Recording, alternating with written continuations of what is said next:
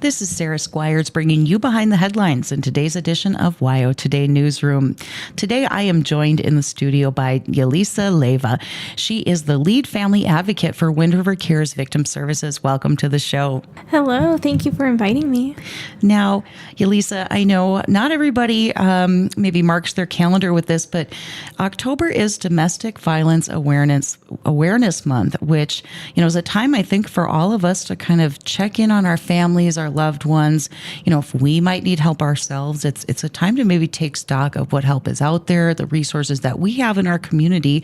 And I know you're kind of the expert here in Fremont County. So I'm wondering if you can kind of talk about the history of Domestic Violence Awareness Month, or your understanding of what really is domestic violence. What are we talking about here?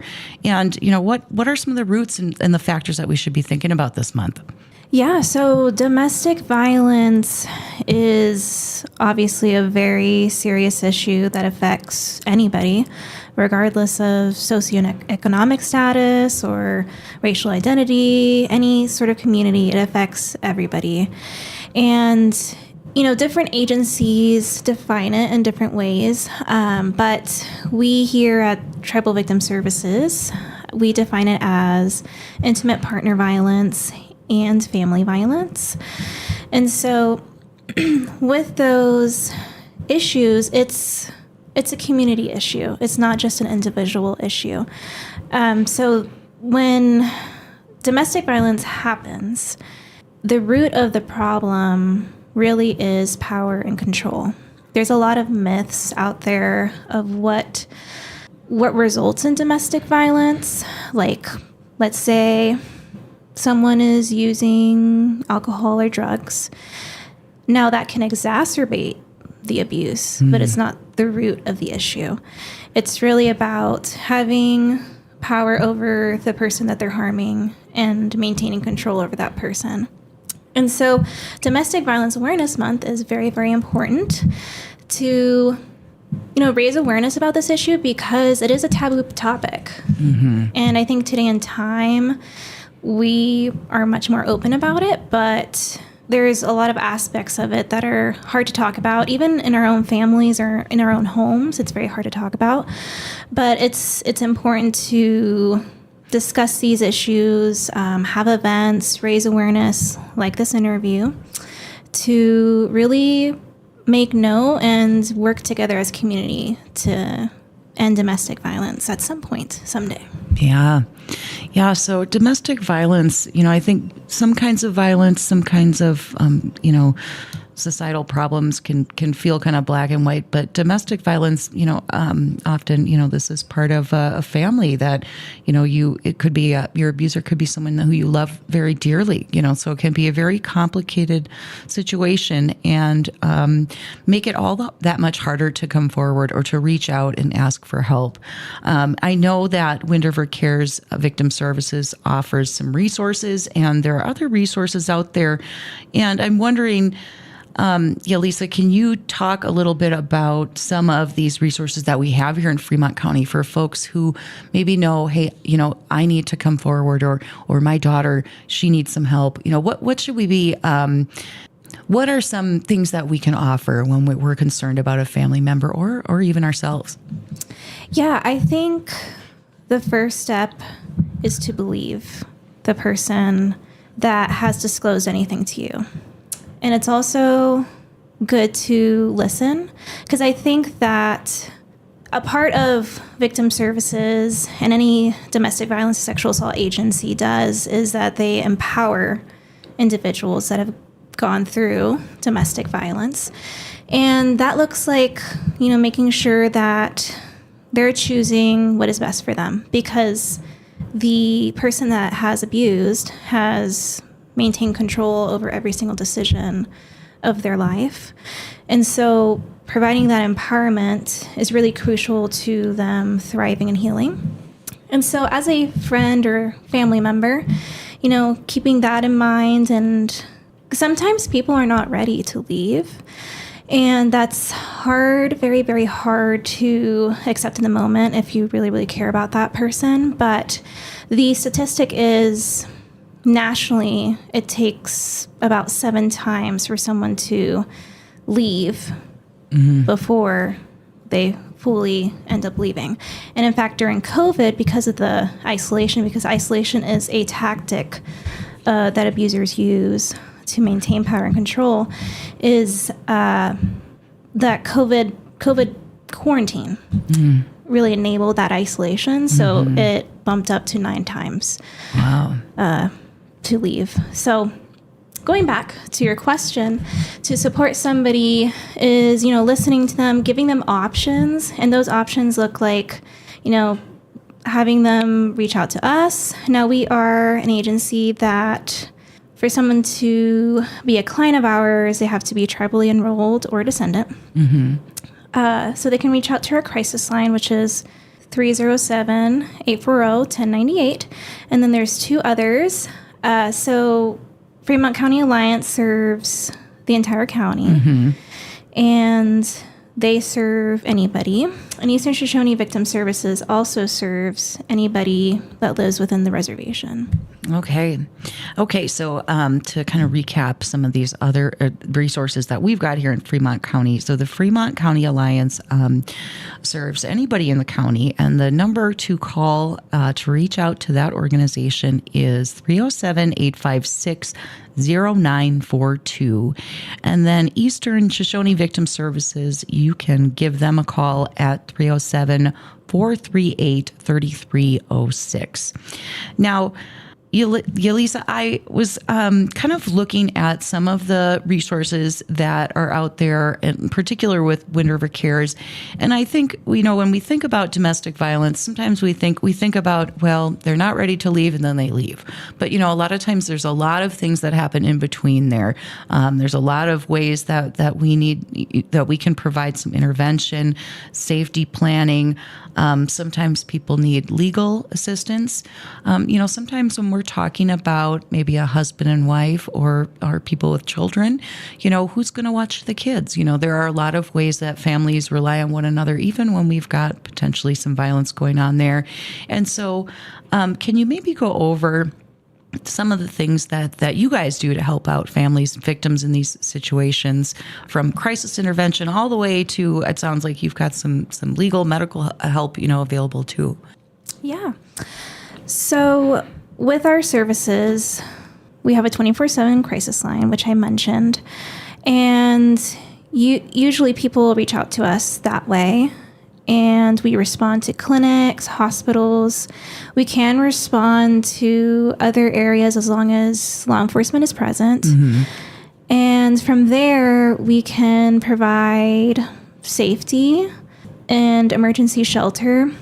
And so with that situation, if we respond while somebody is in crisis, that crisis intervention and safety planning really looks like trying to help the client figure out where they can go that's safe that night, whether a protection order is needed, whether there are safe people to go to and talk to.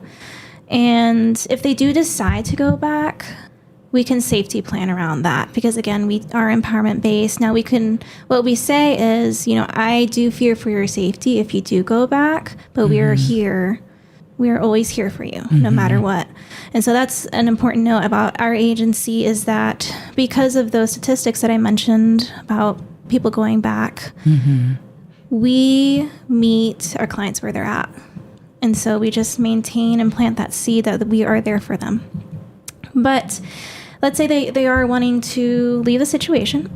We just try to make sure that they're safe for the time being. And then from there, let's say they want to return to the residence, but let's say it's a husband and wife.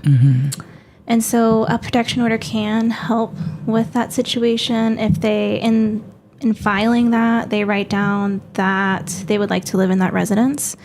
And it's really up to the judge what they decide.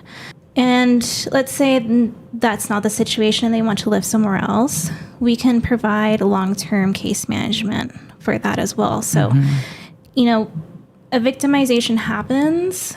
And honestly, the ones that we see, it's more complex than just one instance.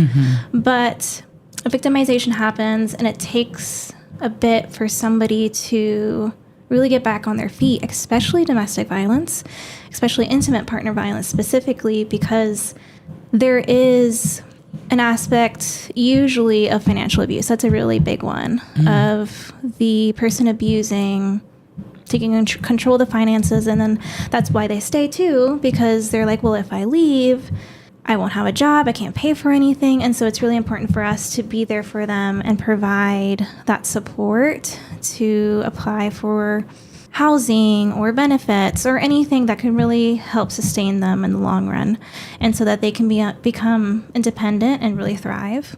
Apart from that, we also do medical advocacy. And so that looks like, let's say someone was physically assaulted from a domestic violence situation.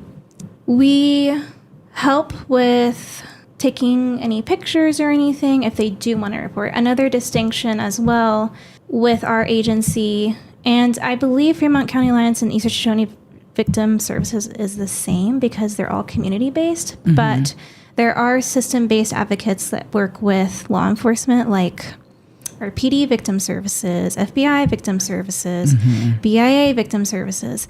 They are system-based, and you have to report to get their services. But for us, you don't have to. But if they choose to report, then we can try to compile evidence as much as we can to then, when charges are pressed or there is a hearing about the case, that there is evidence and we can support that process as well. Yeah. If you're just tuning in here, we're talking about Domestic Violence Awareness Month and the resources that we have right here in this part of the state that can help victims, reach out, figure out what they need to do to get safe. Sometimes that first step isn't necessarily walking right out the door. It's really just reaching out and figuring out how you can, start laying those plans, what you need to do to be safe right now, and how we can help you with that. So we're talking to Yelisa Leiva. Yelisa Leiva, she is here with Wind River Cares Victim Services. She's the lead family advocate and, helps kind of coordinate some of these services. And sometimes, I think each case is probably really different for what victims need in order to, get to a safe place and get to a permanent safe place. Sometimes that requires a lot of planning and support. And so these guys are the experts. If that is something that you need, if you have a loved one out there who is being hurt at home by someone, these are the guys to reach out for help, and they can help you make that plan, make that path to get out of the situation and into a safe one. Now, Yelisa, I was wondering if there are victims out there who are listening right now. There are family members out there who are really worried about a loved one who's in a bad situation. Do you have maybe some advice, or what would you tell them directly, if they're kind of on the edge or feeling a little bit apprehensive about taking that first step and reaching out? I would say you are not alone, and we are here to help. There's help for you, and we are here whenever you're ready. And I think that's a big thing about trauma in general. You feel very alone about what you're going through, but there is help out here, and even some family or friends, like they're there too. And I know that it's hard to reach out for help because of shame or just being afraid. A fear is a huge thing with domestic violence, but there are ways to be safe and reach out for help when you're ready. Absolutely. I just want to go over some of these phone numbers again here, folks, if you're listening. The crisis line for Wind River Cares Victim Services is 307-840-1098. Also, if you are interested in reaching out to the Fremont County Alliance, that is for everyone in Fremont County. That phone number is 307-856-0942. And Eastern Shoshone Victim Services, that number is 307-438 3306. And so if you've got, an envelope, you've scribbled this number down, if there's someone in your life who is, being abused and you're seeing the signs and you're thinking, what do I do? That is the first step, is to reach out and ask for some help.